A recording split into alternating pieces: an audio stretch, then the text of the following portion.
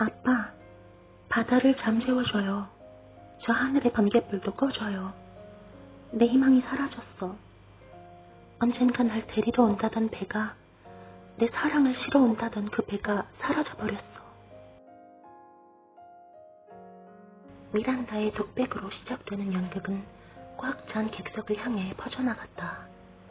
컴컴한 강당, 이 공간의 모든 빛이 오직 무대 위 지은에게만 쏟아지고 있는 이 순간에도 지은은 혹시나 지금 이곳에 지켜진 약속이 존재하는지 어둠이 허락하는 한도 내에서 그를 찾았다. 하지만 이야기를 전하는 자의 눈을 때리는 무대 조명은 서 있는 곳 외에 다른 곳이 눈에 들어오는 걸 허락하지 않았고 지은이 볼 수 있는 건 아무것도 없었다. 연극 중간 무대 뒤로 나온 그녀는 강당 뒷문으로 들어가 관객들을 살폈지만 희미한 형체들만 가득했다. 더 이상 신경 안 쓴다고 자신조차 속이고 있었지만 오늘은 사실 지은이 기다리고 있던 둘만 아는 이야기가 있는 몇몇 날들 중 하나였다. 방학을 마치고 돌아오는 날, 연극이 상연되는 날, 지은의 생일, 그리고 기용의 졸업식. 한 날은 인형을 받기로 한 날, 한 날은 가장 앞줄에서 지은의 연기를 보기로 한 날, 한 날은 같이 보스턴 시내로 나가 둘만의 생일 파티를 하기로 한 날, 한 날은 지은을 그의 부모님께 소개시켜준다고 한 날. 첫 번째에 이어 지금 그 두 번째의 약속이 공중분해되는 걸 보면서 이제 세 번째와 네 번째를 약속이라 부르는 건 어차피 파도에 씻겨 내려갈 모래사장에 자꾸만 쓰는 글씨와 같았다. 캡타인 선생님과 켈리의 축하를 받으며 지은은 활짝 웃었지만 그 넓은 강당에 그녀의 웃음의 의미를 아는 사람은 단 하나도 없었다. 그녀 자신조차도. 분장을 지우고 의상을 벗고 꽃다발과 소지품을 챙기고 강당에서 나오고 계단을 내려오고 메인 빌딩 정문을 두 손으로 열어젖히면 바스락 손에 쥐어질 듯 날카롭고 차가운 공기 끝자락에 미세하게 느껴지는 봄. 자고 싶을 때까지 자고 일어날 수 있다는 건 중학교 이후 5시간을 넘게 자본 적이 손에 꼽히는 지은에겐 분수에 맞지 않는 호강이었다.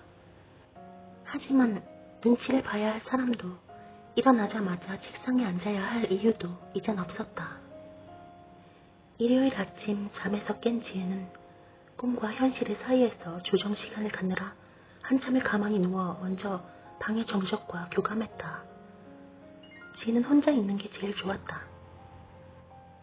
말이 통하지 않는 이들에게 이리저리 채이는 게 죽을 만큼 외로웠지. 지금 이 정적과 침묵은 지은의 가장 친한 친구였다. 절대 닥달하지 않고 척하지 않고 벼랑 끝으로 밀어놓고 사랑한다 말하지 않고 가장 높은 어딘가로 올라가야 한다고 채찍질하지 않고 그냥 그녀가 하고 싶은 대로 내버려 두고 있는 그대로의 그녀가 뭔가 굉장히 잘못된 거라 말하지 않고 가만히 봐주는 세상에서 제일 안전하고 진실한 친구. 지은은 머리 위로 손을 뻗어 어젯밤에 읽다 창문에 놓아둔 이방인을 집어들었다. 책의 내용은 한마디로 아무 것에도 의미를 두지 않는 주인공을 통해 본 삶의 허무함이었고 모든 인간에게 공평하게 주어진 단 하나의 진실은 죽음뿐이란 거였다. 어느 하나 공평한 것 없는 인생에서 그 누구도 피하거나 거부할 수 없는 딱 하나의 공통분모는 죽음이 우리를 기다리고 있다는 거. 태어난 그 순간부터 우린 모두 사형 선고를 받은 사형수이고 다만 집행 날짜가 다를 뿐이라는 거. 모두 다 좋았지만 주인공 메르소의 이야기보다 지은을 더 사로잡은 건 메르소와 같은 빌딩에 아내와 사별하고 자신의 노견과 단둘이 살고 있는 살라마노 영감의 이야기였다. 살라마노의 개는 온몸이 덕지덕지 딱지로 덮인 피부병으로 흉측한 몰골에 움직임도 굼떠 살라마노의 학대를 받으며 살고 있었고 하루 종일 살라마노의 핀잔과 냉소와 욕과 부추김을 들어야 했다. 그러던 어느 날 개는 산책 도중 사라져버렸고 살라마노는 그를 찾아 헤매며 통곡한다. 살라마노는 자신의 할머니, 그 개는 자신이라고. 지은은 생각했다. 브런치를 먹으러 다이닝홀로 걸어가던 지은은 다이닝홀 계단 아래 한쪽 무릎을 땅에 굽히고 유모차에 탄 일사를 보고 있는 캡타인 선생님과 그 옆에서 빙글빙글 제자리 돌기를 하고 있는 잉그리드를 보았다. 지은이 다가가자 그녀가 베이비시터를 한 적이 있는 잉그리드가 지은을 보고 뛰어와 안겼다. 지은, 잉그리드 잘 있었어? 일사 무슨 일이야? 막 울어. 쟤 너무 시끄러워. 선생님 안녕하세요. 일사 왜 울어요? 안녕 지은. 일사가 소프트 아이스크림이 먹고 싶은데 안 되거든. 그래서 우네. 금발의 파란 눈, 인형 같은 아기가 그 자그만 목청으로 자지러지게 우는데 선생님은 그냥 보고만 있었다. 지은이 일사 목이 아파서 어떡하냐고 묻자 선생님이 하는 말. 이렇게 우는 걸 보면 물론 가슴이 아프지만 아무리 아기라도 자신이 원하는 걸 다 가질 수 없다는 걸 배워야 해. 내가 일사가 원하는 아이스크림을 줄 순 없지만 일사가 느끼는 서럽고 화나는 마음이 다 가실 때까지 이렇게 같이 느껴주고 같이 있어줄 순 있지. 지인에게 이 말을 하면서도 캡타인 선생님은 계속 일사의 눈을 보았고 정말 거짓말처럼 일사의 폭풍 같던 울음소리는 꺼져가는 불씨처럼 이내 사그라들었다. 이제 집에 가도 될까, 일사? 응.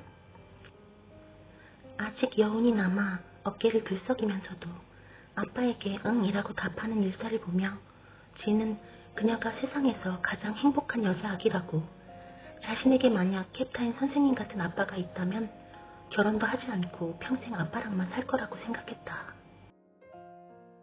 부르지 않아도 매년 찾아오는 봄은 이 세상을 산 적이 있었던, 그리고 지금을 살아내고 있는 모든 이들에게 얼마나 많은 설렘과 새 희망을 가져다 주었을까 지은은 생각했다.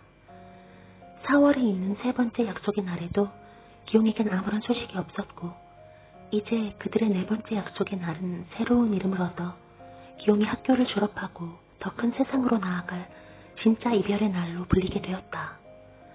지은도 이번 처음으로 그와의 약속을 깨고 그의 졸업식에 가지 않을 거여서 대신 이제 시작될 길고 긴 여름방학의 계획을 짰다. 먼저 그녀는 보스턴 시내에 방을 얻어 그녀가 신청한 한 대학교의 고등학생을 위한 프로그램이 시작되기 전 2주 정도의 공백을 절친인 외로움과 친구하며 혼자 보낼 것이고, 가장 큰 서점에 놓인 짙은 갈색 가죽 소파에 앉아 읽고 싶은 책을 읽기 싫을 때까지 읽을 것이며, 더 못 걸을 때까지 걷다 눈에 보이는 극장에 들어가 보고 싶은 영화를 볼 것이었다.